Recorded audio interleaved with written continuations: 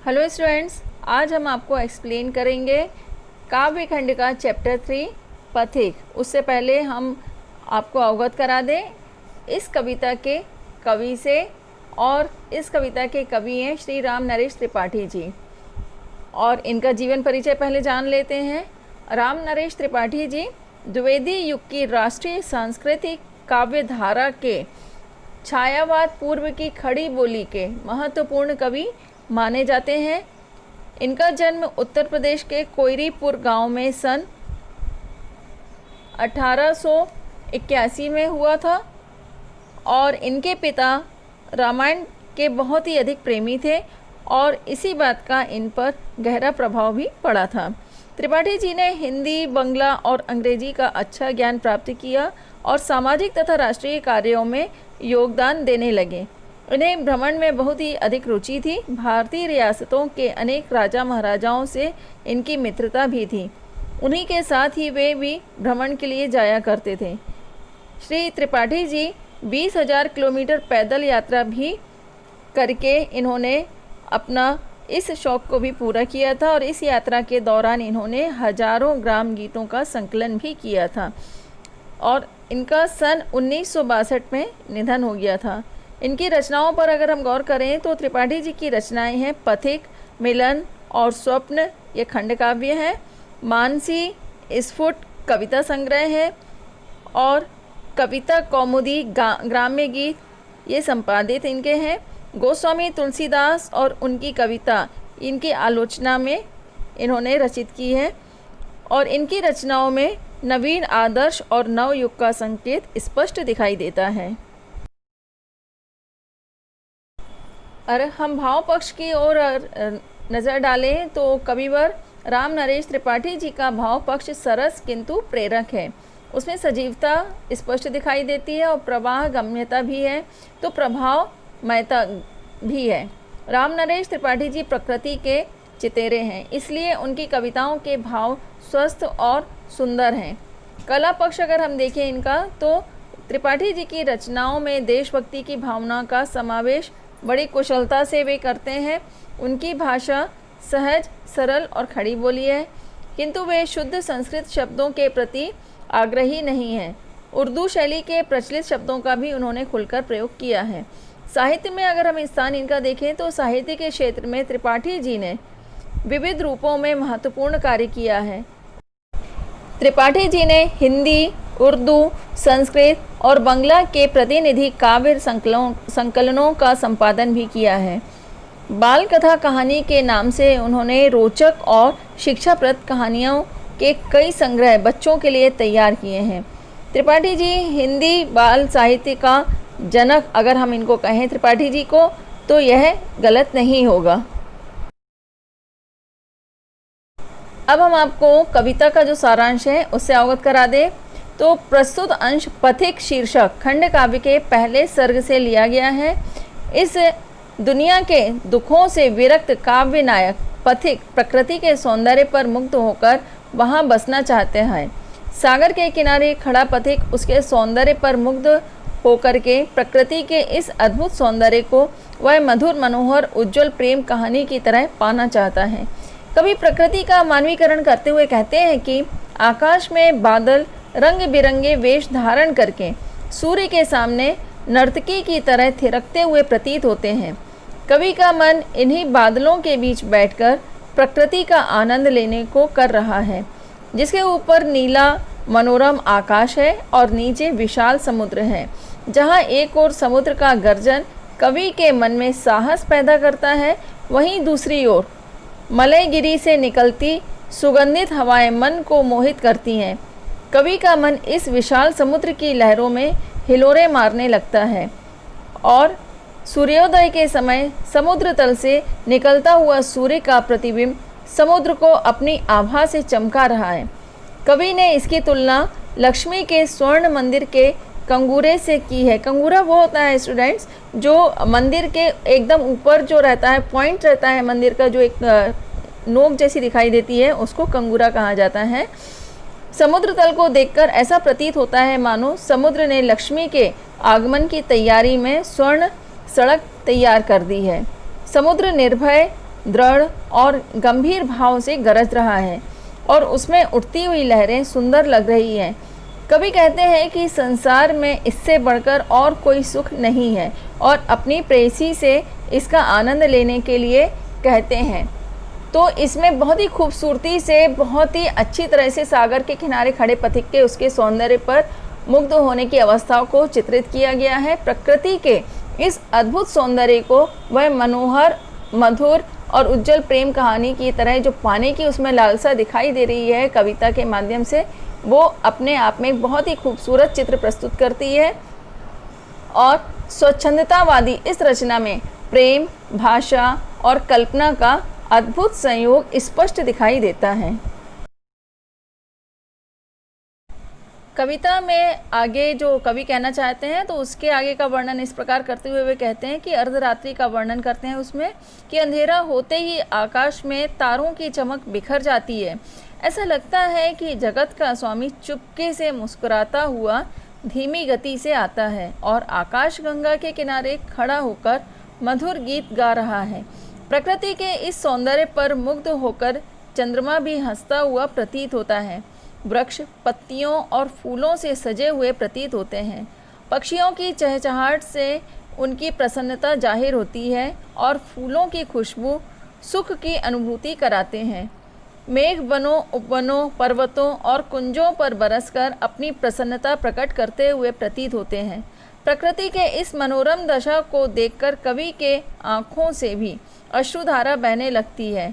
कवि इस मधुर प्रेम कहानी को अपने शब्दों में लिखकर अपनी प्रेमिका से पढ़ने के लिए कहते हैं। कवि के अनुसार प्रकृति की यह मनोरम उज्जवल प्रेम कहानी मन को सुख और शांति देने का अनुभव कराती है। कवि अपने शब्दों में काव्य रचना कर विश्व को प्रकृति की इस सुंदरता से परिचित कराना चाहते हैं। स्टूडेंट्स, इसके बाद कविता जो है उसका हम आपको संदर्भ, प्रसंग और व्याख्या बता दें किस तरह से लिखना है। इसमें पहले हमने जो लिए हैं शुरू के पद लिए हैं। प्रतिक्षण नूतन वेश बनाकर रंग बिरंग निराला, रवि के सम्मुख थिरक रही है नभमय वारिद माला। नीचे नील समुद्र मनोहर, ऊपर नील गगन है, घन पर बैठ बीच में विचरूं यही चाहता मन है। रत्नाकर गर्जन करता है, मलयानिल बहता है, हरदम यह हौसला हृदय में प्रिय भरा रहता है। इस विशाल विस्तृत महिमामय रत्नाकर के घर में कोने कोने में लहरों पर बैठ फिरूं जी भर के। स्टूडेंट्स, इसका संदर्भ और प्रसंग इस तरह से लिखेंगे। संदर्भ में जो आप लिखेंगे प्रस्तुत काव्यांश पाठ्य पुस्तक आरोह भाग 1 में संकलित कविता पथिक से उद्धृत है। इसके रचयिता श्री राम नरेश त्रिपाठी जी हैं। इसके पश्चात प्रसंग लिखेंगे इसमें, तो प्रसंग यहाँ से लिखेंगे। प्रस्तुत कविता में पथिक दुनिया के दुखों से विरक्त होकर यानी दूर होकर प्रकृति के सौंदर्य पर मुग्ध होकर वहीं बसना चाहता है। कवि ने पथिक के प्रकृति प्रेम के बारे में इस अंश में बताया है। अब व्याख्या अब इस तरह से लिखेंगे। प्रस्तुत कविता में पथिक कहता है कि आकाश में सूर्य के सामने बादलों का समूह हर क्षण नए रूप बनाकर निराले रंग में नाचता प्रतीत हो रहा है। नीचे नीला समुद्र है तथा ऊपर मन को हरने वाला यानी मन को आकर्षित यानी अट्रैक्ट करने वाला नीला आकाश है। ऐसे में पथिक का मन चाहता है कि वह मेघ पर बैठकर इन दोनों के बीच विचरण करे यानी इन दोनों के बीच वह भ्रमण करे या घूमे। फिर द्वितीय पद जो है रत्नाकर गर्जन करता है, मलयानिल बहता है से लेकर कोने कोने में लहरों पर बैठ फिरूं जी भर के। इसकी व्याख्या इस तरह से लिखेंगे। पथिक कहते हैं कि उसके सामने समुद्र गर्जना कर रहा है और मलय पर्वत से आने वाली सुगंधित हवाएं भी बह रही हैं। वह प्रिय को संबोधित करता है यानी अपनी प्रेयसी को संबोधित करते हुए कहते हैं कि इन दृश्यों से मेरे मन में उत्साह भरा रहता है। मैं भी चाहता हूँ कि लहरों पर बैठकर समुद्र के इस विशालकाय व महिमा से युक्त घर के कोने कोने को मैं देखूं। इसका विशेष इस तरह से लिखेंगे। विशेष लिख सकते हैं इसकी साइड हेडिंग, या काव्य सौंदर्य भी लिख सकते हैं। तो इसमें इस तरह से लिखेंगे। कवि ने प्रकृति का सुंदर चित्रण किया है। फिर सेकंड लिखेंगे बादलों द्वारा नृत्य करने में मानवीकरण अलंकार है। नेक्स्ट है अनुप्रास अलंकार की छटा स्पष्ट दिखाई देती है। फिर इसके पश्चात नेक्स्ट लिखेंगे सांस्कृतिक शब्दावली युक्त खड़ी बोली का उपयोग किया गया है। फिर इसके पश्चात लिखेंगे मुक्त छंद है, यानी कविता में मुक्त छंद का प्रयोग किया गया है। फिर नेक्स्ट है कोने कोने में पुनरुक्ति प्रकाश अलंकार है और इसमें संबोधन शैली स्पष्ट दिखाई देती है।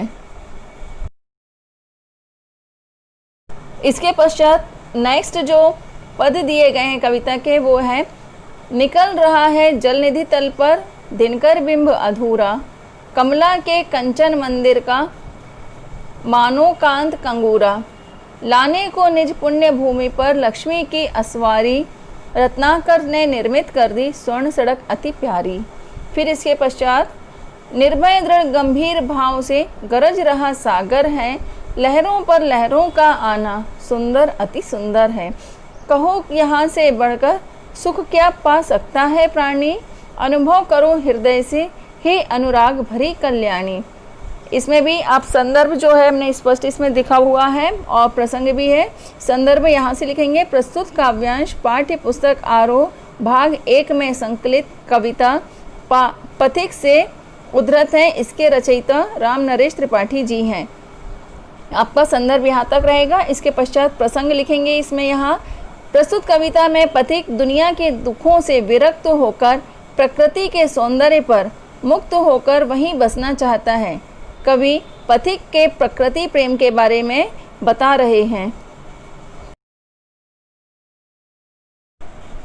इसमें निकल रहा है जल निधि से लेकर स्वर्ण सड़क अति प्यारी तक का भावार्थ इस तरह से लिखेंगे। उसकी व्याख्या इस तरह से करेंगे कि प्रस्तुत पद्यांश के माध्यम से कवि ने कहने का प्रयास किया है कि पथिक बताता है कि अब आधी रात को गहरा अंधकार सारे संसार को ढक लेता है और आकाश की छत पर तारे बिखेर देता है, अर्थात आकाश में तारे चमकने लगते हैं। उस समय मुस्कुराते हुए मुख से संसार का स्वामी अर्थात ईश्वर धीमी गति से आता है और समुद्र तट पर खड़ा होकर आकाश गंगा के मनमोहक गीत को गाता है। इसके पश्चात नेक्स्ट वाला जो पद है उसका निर्भय दृढ़ गंभीर भाव से यहाँ से लेकर हे अनुराग भरी कल्याणी, इसका भावार्थ इस तरह से लिखेंगे, यानी उसकी व्याख्या इस तरह से लिखेंगे। प्रस्तुत पद्यांश के माध्यम से कवि ने यह कहने का प्रयास किया है कि संसार के स्वामी के इस कार्य पर मुक्त होकर आकाश में चांद हंसने लगता है। उस समय प्रकृति भी प्रेम से मुग्ध हो जाती है। वृक्ष अपने पत्तों व फूलों से शरीर को सजा लेता है। पक्षी भी खुशी को बयां करने के लिए उनकी चहचहाहट जो है स्पष्ट सुनाई दे रही है और मुग्ध होकर वे चहचहाने लगते हैं। फूल भी सुख की आनंद युक्त होकर सांस लेकर महकने लगते हैं। इसमें काव्य सौंदर्य या विशेष इस तरह से लिखेंगे। प्रकृति का मनोहारी चित्रण प्रस्तुत किया गया है, प्रकृति का मानवीकरण किया गया है और कवि की कल्पना अद्भुत है, यानी बहुत खूबसूरती से उन्होंने प्रकृति के सौंदर्य को इसमें बताया है। सांस्कृतिक शब्दावली युक्त खड़ी बोली का प्रयोग किया गया है। मुक्त छंद कविता है। अनुप्रास अलंकार की छटा स्पष्ट इसमें दिखाई देती है और प्रसाद गुण इसमें समाया हुआ है।